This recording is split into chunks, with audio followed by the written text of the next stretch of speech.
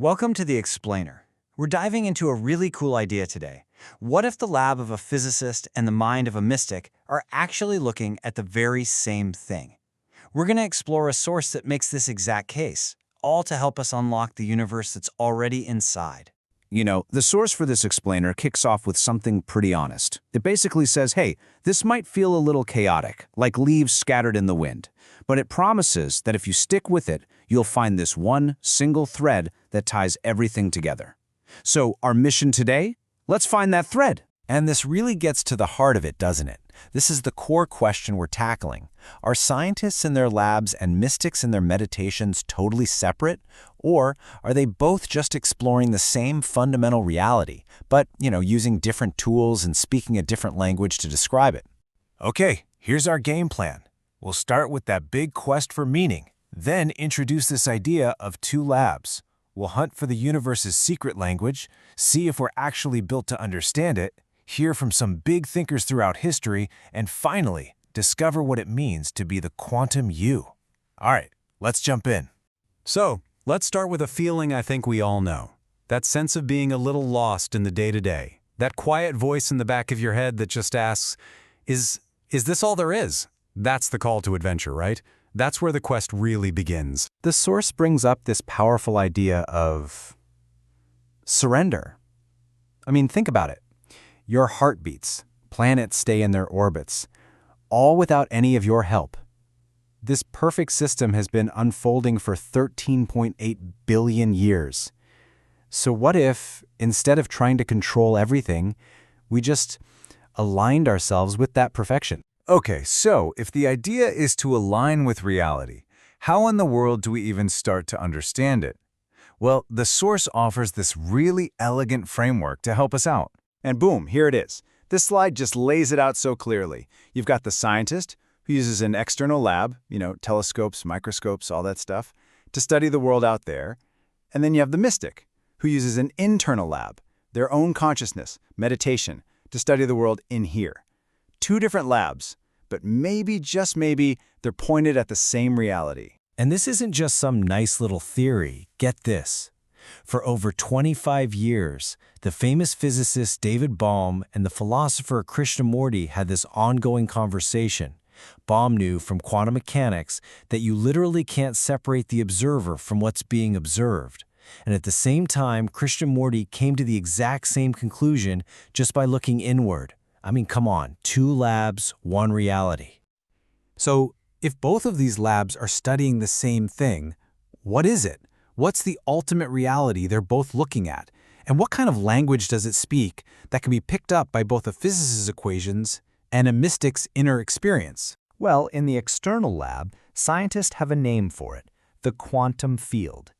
The basic idea is that what we think of as particles are really just ripples, excitations in these fundamental fields that fill up everything, all of space, maybe even beyond space and time. So you aren't just in the fields, you're literally made of them. Now, let's switch to the internal lab. For thousands of years, mystics have used a totally different language to describe their experience of this very same field. They don't see math equations.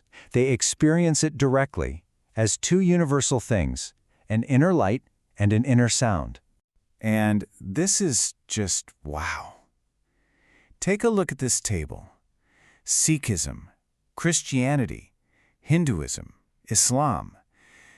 These are vastly different traditions from different parts of the world, different times in history, and yet they all independently describe this ultimate reality using the exact same language, an inner light and a creative sound or word.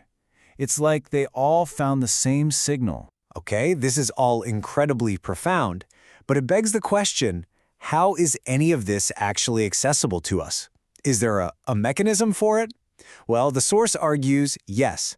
It claims we're biologically designed for this journey, that the vehicle for exploring this inner universe is built right into us. The source points us to an ancient map, the chakra system. It talks about this dormant energy, called Kundalini, that sits at the base of the spine.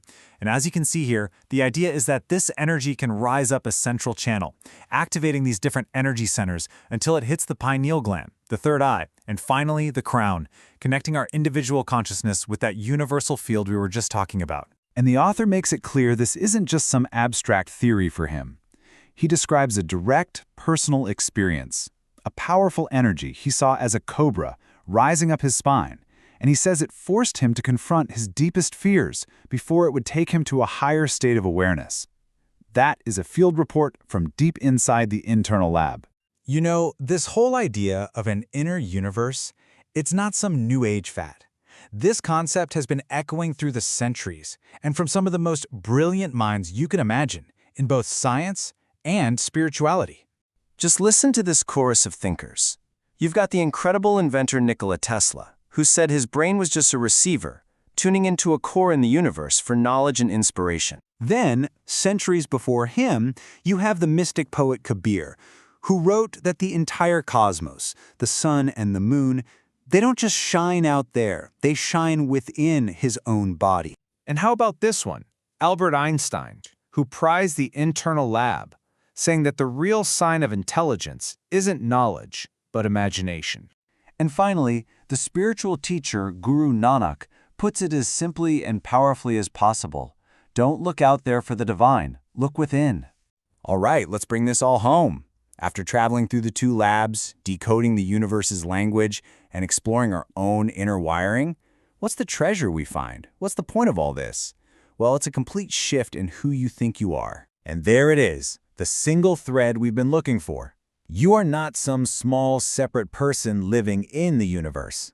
You are the universe having a human experience. You are a conscious piece of that quantum field. The only problem is that most of us have completely forgotten it. So at the end of the day, this explainer isn't just a bunch of interesting ideas. It's really an invitation.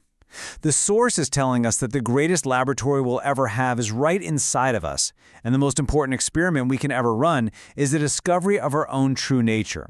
So the only real question left is, would you turn the key?